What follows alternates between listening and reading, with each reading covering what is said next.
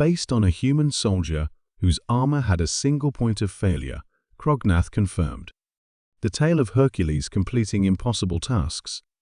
Probably a special operations report that got passed down through generations. Your primitive superstitions are actually simplified versions of military after-action reports. The battlemaster paused at the mess hall door, looking back at his troops. I've fought alongside and against 47 different species across the galaxy. Korthak are stronger.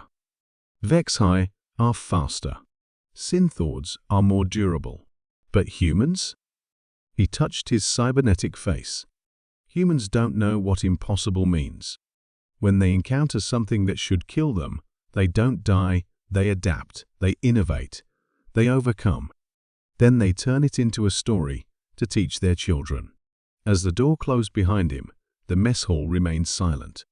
Zephyrim stared at the datapad, scrolling through myth after myth with growing horror. Klaxvi finally spoke, his voice barely a whisper. Are you saying that every human legend is probably true? Zephyrim finished. Or worse, it's a simplified version of something even more incredible. The soldiers looked at each other with new understanding.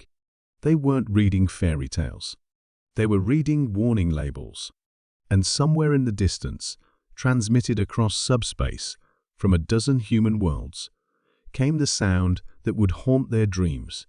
Human children learning these stories, believing they too could be heroes. The galaxy's most dangerous weapon wasn't human technology or human tactics. It was human inspiration, passed down through generations in the form of myths that weren't myths at all. They were blueprints. General Vex Thara stood before the War Council of the Galactic Dominion, her forearms clasped behind her back in a posture of grim formality. The crystalline amphitheater buzzed with the excited chatter of 200 military leaders from across 50 conquered worlds, all eager to discuss the expansion into human space. Their enthusiasm made her stomach turn. Honored counselors, she began, her voice cutting through the noise like a plasma blade. I stand before you today to formally recommend against any military action targeting the human territories. The chamber erupted in incredulous laughter. High Admiral Krexnor, his scales glittering with battle honors, leaned forward in his seat. General Vex Thara, surely you jest. Humans? They barely qualify as a spacefaring species. Their technology is centuries behind ours. Their military consists of chemical projectile weapons and crude fusion reactors. Vex Thara's secondary eyes never left the Admiral's face. With respect, sir, that assessment is precisely why we must not engage them. More laughter rippled through the assembly. Councillor Zeltok, a massive arthropod from the conquered Hive worlds, clicked his mandibles in amusement. General, your caution in past campaigns has served the Dominion well, but this borders on cowardice. Humans have no energy shields, no plasma cannons, no Void-class battleships. What could they possibly do against our armadas? Vex Thara activated her holoprojector, filling the chamber with tactical displays. Honored counselors, allow me to present evidence from our intelligence division's deep reconnaissance missions into human space. The first image showed a human soldier in primitive armor, holding what appeared to be an antique chemical propellant rifle. This is Sergeant Marcus Webb of the Earth Colonial Marines.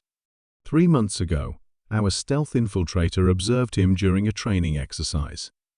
The image shifted to a tactical overview. Sergeant Webb's unit was tasked with defending a position against simulated enemy forces with superior numbers and technology. Councillor Zeltark's laughter filled the chamber. A training exercise? General, this proves our point. Look at their equipment. Indeed, look at it, Vex Thara said coldly. Sergeant Webb's unit was outnumbered 15 to 1. They had no energy weapons, no force fields, no orbital support. They should have been overrun in minutes. The tactical display began moving, showing the flow of the battle. The human positions were surrounded, outgunned, and apparently doomed. What happened next, General? High Admiral Krex Nor asked, his tone mocking. They won, Vexthera said simply. The laughter died. Impossible, Zeltak hissed. No force can overcome those odds with such primitive. They didn't overcome them, Vexthera interrupted. They ignored them. Watch. The holographic display showed human soldiers doing things that defied military logic. They abandoned defensible positions to attack superior forces. They split their already outnumbered units to create even more impossible odds. They used their primitive explosives, not as weapons, but as tools to collapse buildings, redirect rivers, and reshape the battlefield itself. This makes no tactical sense, muttered General Korth from the back rows. Exactly, Vexthera agreed. Human military doctrine doesn't follow conventional tactical wisdom. When faced with impossible odds, they don't calculate probabilities, they rewrite the rules of engagement. She changed the display to show a different scene. This is the human colony of New Stalingrad. 2 years ago, a rogue synthoid fleet, the same one that destroyed 3 of our border outposts, attempted to conquer this world. The display showed a massive mechanical armada descending on a lightly defended human world. The outcome should have been a foregone conclusion. The humans had no fleet defense, no orbital platforms, no void shields, Vexthera continued. They had 1 outdated frigate and a planetary defense force armed with chemical weapons. And High Admiral Krex Nor prompted, though his voice had lost its mocking tone. The synthoid fleet was destroyed.